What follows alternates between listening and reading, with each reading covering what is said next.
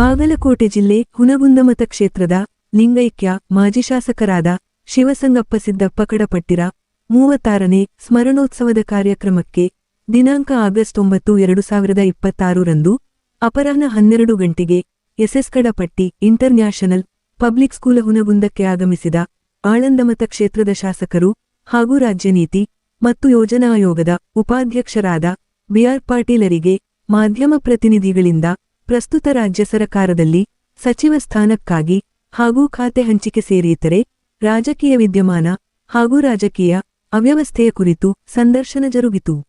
ಈ ಒಂದು ಸಂದರ್ಶನದಲ್ಲಿ ರಾಜ್ಯ ನೀತಿ ಮತ್ತು ಯೋಜನಾ ಆಯೋಗದ ಉಪಾಧ್ಯಕ್ಷರಾದ ಬಿಆರ್ ಪಾಟೀಲರು ಮಾಧ್ಯಮ ಪ್ರತಿನಿಧಿಗಳ ಪ್ರಶ್ನೆಗಳಿಗೆ ಪ್ರತಿಕ್ರಿಯಿಸಿ ಮಾತನಾಡಿದವರು, ಜಯಪ್ರಕಾಶ ನಾರಾಯಣ ಮತ್ತು ರಾಮಮನೋಹರ ಲೋಹಿಯಾರ ಕಾಲದಿಂದ ಸಮಾಜವಾದದ ತಳಹದಿಯಲ್ಲಿ ಹಾಗೂ ಬುದ್ಧ, ಬಸವ, ಅಂಬೇಡ್ಕರರ ತತ್ವಸಿದ್ಧಾಂತವನ್ನು ಅಳವಡಿಸಿಕೊಂಡು ಸರ್ವರನ್ನೂ ಒಳಗೊಂಡ ಜನಪರಾಡಳಿತಕ್ಕೆ, ಸಾತ್ವಿಕ ರಾಜಕಾರಣಕ್ಕೆ ತಕ್ಕಂತೆ ರಾಜಕೀಯ ನಾಯಕರು ಹೊರಹೊಮ್ಮುತ್ತಿದ್ದರು. ಆದರೆ ಸದ್ಯದ ರಾಜಕಾರಣದ ವ್ಯವಸ್ಥೆಯಿಂದ ಹೇಸಿಗೆಯಾಗುತ್ತದೆ ಎಂದು ಅಸಮಾಧಾನ ವ್ಯಕ್ತಪಡಿಸಿದರು. ನಂತರ ಜಾತಿ ಸಮೀಕರಣ ಅನುಸಾರ ಸಚಿವ ಸಂಪುಟದಲ್ಲಿ ಸ್ಥಾನಮಾನ ಸಿಗದಿರುವುದನ್ನು ಹಾಗೂ ವೀರಶೈವಲಿಂಗಾಯತ ಸಮಾಜದಲ್ಲಿನ ಒಗ್ಗಟ್ಟಿನ ಕೊರತೆ ಬಗ್ಗೆ ಪ್ರಸ್ತಾಪಿಸಿದರು. ನಂತರ ಈ ಕಲುಷಿತ ವ್ಯವಸ್ಥೆಯ ರಾಜಕಾರಣಕ್ಕೆ ಸರಿಪಡಿಸಲು ಏನು ಮಾಡಬೇಕೆಂಬ ಮಾಧ್ಯಮ ಪ್ರತಿನಿಧಿಗಳ ಪ್ರಶ್ನೆಗೆ ಉತ್ತರಿಸಿದವರು, ಜಂಜಿ ಯುವಜನಾಂಗವು ಕಾಕ್ರೋಚ ಪಕ್ಷ ಸ್ಥಾಪಿಸಿ ನೀಟ್ ಪ್ರಶ್ನೆ ಪತ್ರಿಕೆ ಸೋರಿಕೆ ಹಾಗೂ ಪರೀಕ್ಷಾ ವ್ಯವಹಾರದ ಬಗ್ಗೆ ರಾಷ್ಟ್ರ ರಾಜಧಾನಿ ದೆಹಲಿಯ ಜಂತರ ಮಂತರನಲ್ಲಿ ಜರುಗಿದ ಆಂದೋಲನದಂತೆ ಕೇವಲ ರಾಜಕೀಯ ವ್ಯವಸ್ಥೆ ಮಾತ್ರವಲ್ಲದೆ ಪ್ರತಿಯ ವ್ಯವಸ್ಥೆಯ ಕ್ಷೇತ್ರದಲ್ಲೂ ಆಂದೋಲನ ಕೈಗೊಂಡಾಗ ಮಾತ್ರ ವ್ಯವಸ್ಥೆ ಸರಿಪಡಿಸಲು ಸಾಧ್ಯವಾಗುತ್ತದೆ ಎಂದು ಪ್ರತಿಪಾದಿಸಿದರು.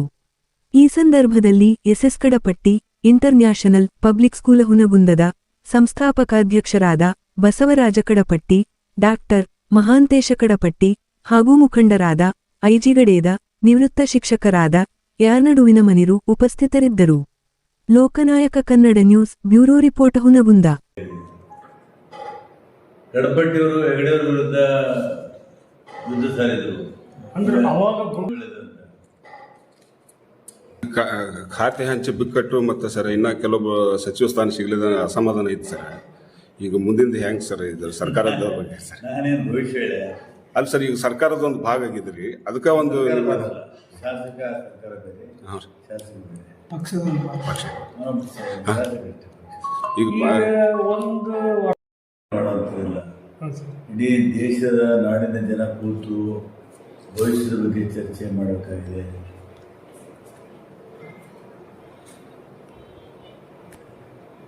ಧರ್ಮದ ಹೆಸರ ಮೇಲೆ, ದೇವರ ಹೆಸರ ಮೇಲೆ, ಇನ್ನೊಂದು ಕಡೆ ಜನಸೇವೆ ಹೆಸರ ಮೇಲೆ, ಪ್ರಜಾಪ್ರಭುತ್ವ ಹೆಸರ ಮೇಲೆ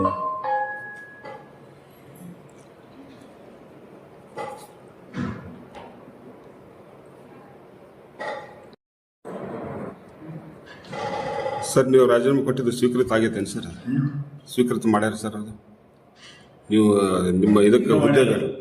ಹ್ಞೂ ಸರ್. ಮಾಡಿಲ್ಲ, ಮತ್ತೆ ಹೇಳಿದ್ದು ನಾನು ರಾಜೀನಾಮೆ ಕೊಡ್ತೀನಿ, ಇನ್ನು ಅಂಗೀಕಾರ ಮಾಡೋದು ಇವತ್ತಿನ ವಿಷಯ. ಪಕ್ಷ ಅಂತಲ್ಲ, ನಾನು JP ಚಳವಳಿಯಿಂದ ರಾಜಕಾರಣಕ್ಕೆ ಬಂದಂಥ ಬದಲಾವಣೆ ಬಯಸಿ,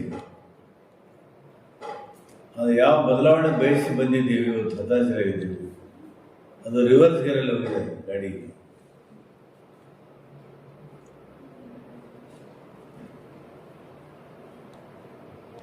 ಇದಕ್ಕೆ ಯಾರೋ ಒಬ್ಬರಿಬ್ಬರು ಕಾರಣೀಭೂತರಲ್ಲ, ಎಲ್ಲರೂ ಕಾರಣೀಭೂತರು, ಎಲ್ಲ ಪಕ್ಷದವರು ಕಾರಣೀಭೂತರು.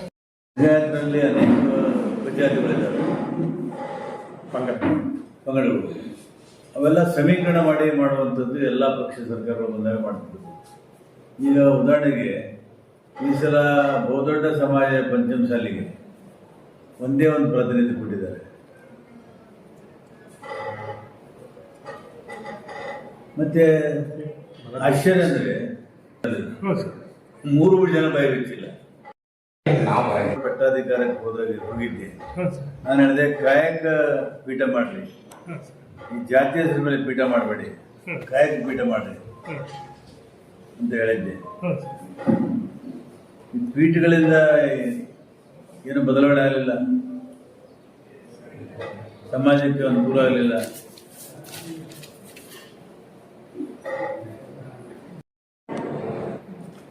ಆಂತರಿಕ ಚೇಟ ಮನಸ್ಸಿಗೆ ಹೇಸಿಗೆ ಆಗ್ತಾ ಇದೆ.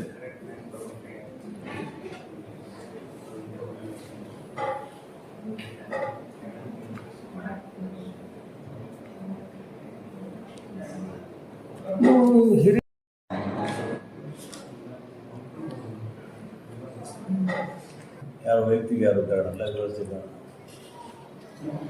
ವ್ಯವಸ್ಥೆ ಅಂದ್ರೆ ಹೆಂಗೆ ಸರ್? ದುಡ್ಡಿನ ಪ್ರಭಾವ ವಿಪರೀತ ಬೆಳೀತು ರಾಜಕಾರಣದಲ್ಲಿ.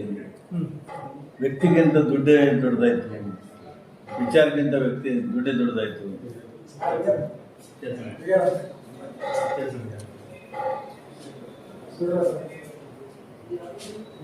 ಸರಿಪಡಿಸ್ಲಿ ಏನಾಗ್ಬೇಕು ಸರ್ ಈಗ? ಈಗ ನಾನು ಒಬ್ಬರ ಸರ್, ಈಗೇನು ಮೊನ್ನೆ ಕಾಕ್ರೋಚ್ ಜನತಾ ಪಾರ್ಟಿ ಹಾಂ ಸರ್ ಚಳವಳಿ ಆಯ್ತಲ್ಲ, ಅಂತ ಚಳವಳಿ ದೇಶದಲ್ಲಿ ಬರಬೇಕು, ಇಡೀ ದೇಶಾದ್ಯಂತ ಅದು ಆಗ್ಬೇಕಂತ ಎಲ್ಲ ಕಡೆ ಆಗಬೇಕು. ಎಲ್ಲ ರಂಗದಲ್ಲಿ ಕೂಡ ಬದಲಾವಣೆ ಬಯಸುವಂಥ ಚಳವಳಿ ಆಗಬೇಕು. ಅದು ಉದ್ಯೋಗ ಸೃಷ್ಟಿಗೆ ಮಾತ್ರ ಚಳವಳಿ ಸೀಮಿತವಾಗಿದೆ. ಹಾಂ ಸರ್. ನಾವೇನಂತೀವಿ ಇದು ನೀವು ಹೇಳೋದು